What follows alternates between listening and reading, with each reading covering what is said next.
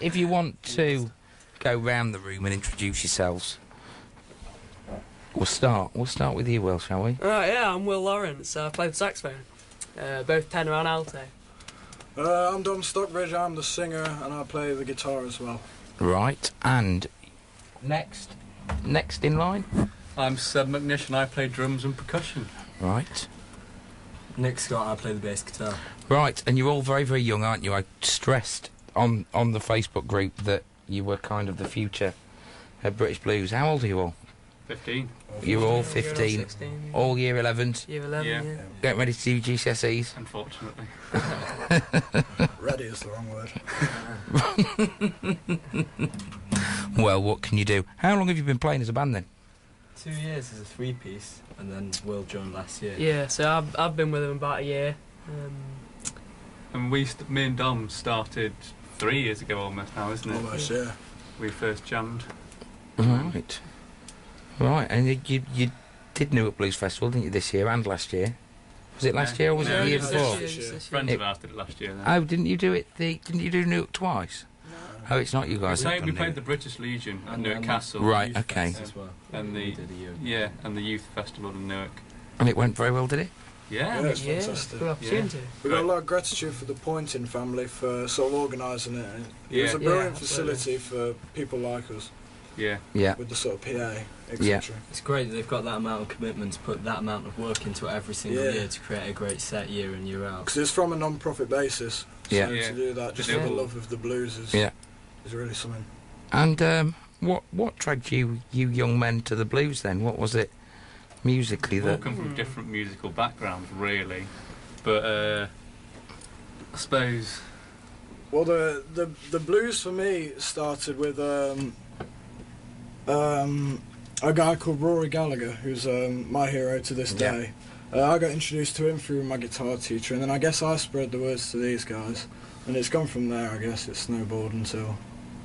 Yeah, it's just kind of developed and evolved really from originally, I suppose, being a bit rock and roll and now being a bit rock and blues, and it's just developing all the time. I think we all contribute different genres and styles of music to it. Like bring something new to the band. I like the Chili Peppers. Will likes Clarence Clem, Seb likes Kasabian. Different types of music. Really. So it kind of a mishmash. Yeah, very much. Yeah, but we all have the same passion for the blues. Yeah. But so obviously, because I know I've got 14-year-old little girl, but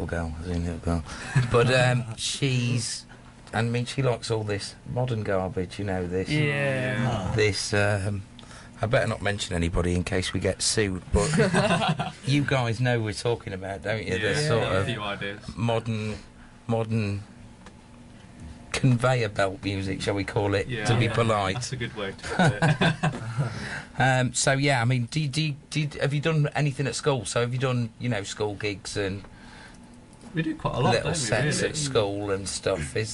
I mean, usually in lunch times, every sort of month or so, they have bands on and various things. Like we're when the school do sort of musicals, we're invited to be the backing band, so that's stuff like Joseph and the Dreamcoat. Oh, really? Etc. So we do that, but we went on the just in the past July. We went on the school do a music tour, and they invited us on that to Strasbourg and Tuscany.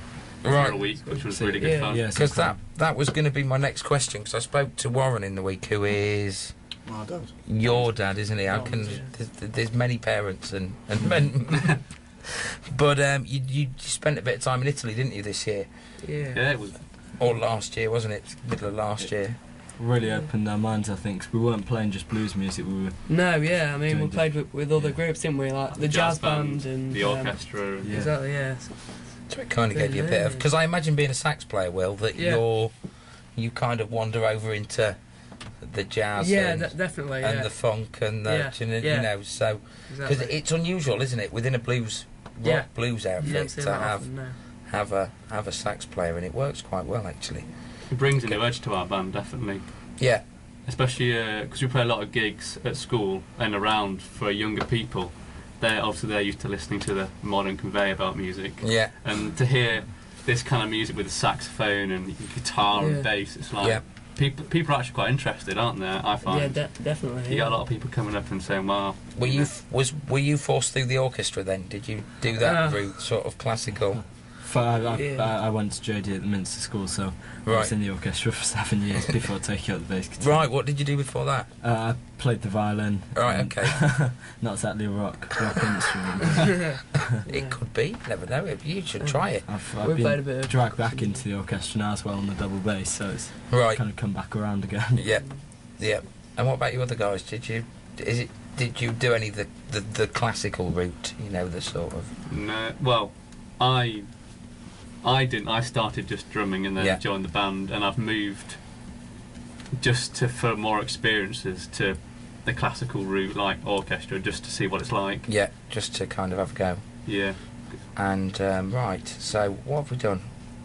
You talked about Rory Gallagher, didn't you, and Kasabian and all sorts. You're a saxophone player. Who's the one up there for you?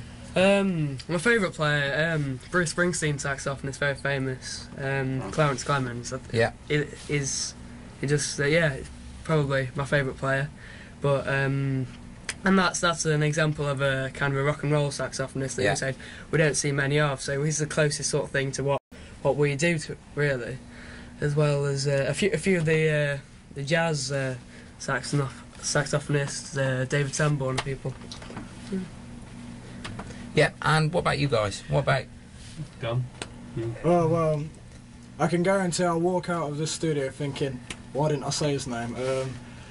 As I say, we've mentioned Rory Gallagher, Tom Waits, Hank Marvin, Peter Green. It goes all the way back to sort of Django Reinhardt and then up to date stuff. Because you recognised Robert Johnson, didn't you, earlier? Robert Johnson. You know, for a man of your years to be recognising a Robert Johnson track, you must be reasonably well cultured musically, I would imagine. I'd like to think so. Was it home life? Was it parents or?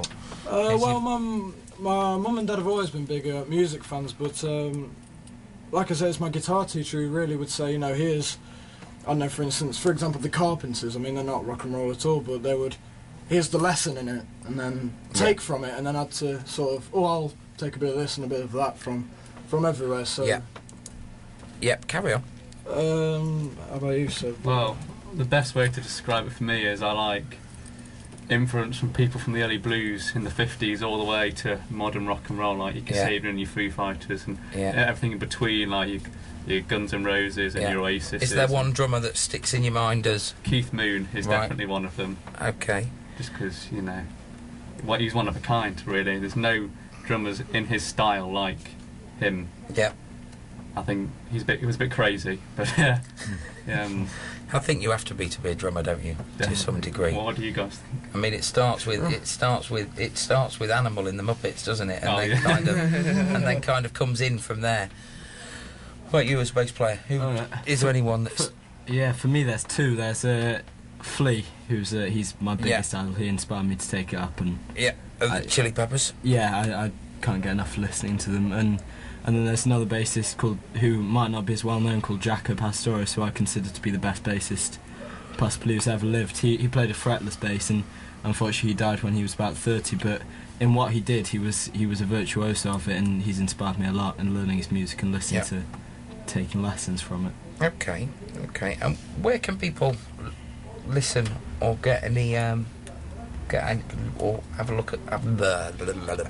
Have you got a website? Facebook page. Okay. And then we've got a MySpace coming soon. It's not up and running yet. So the best way to find us is Facebook straight away. Is all our details and everything's on there. So you are available for gigs? Yeah, definitely. Very available. And any ideas on when you might put some material out on disc or? Well, we've done like the odd, demo and but nothing. We're doing a few recordings. I mean, we've got a few down, but it's a process, isn't it? I guess. Not to rush into anything. Watch this space. Watch this space. How you see, gentlemen, it's been a pleasure to talk to you. We'll put another track on, and then we'll let you play some more. I think. Brilliant. Thanks. That's all right with you. Thank you very much, Colin. Platform 58. You've been marvellous. Colin, you've also been very marvellous. Thank you very much.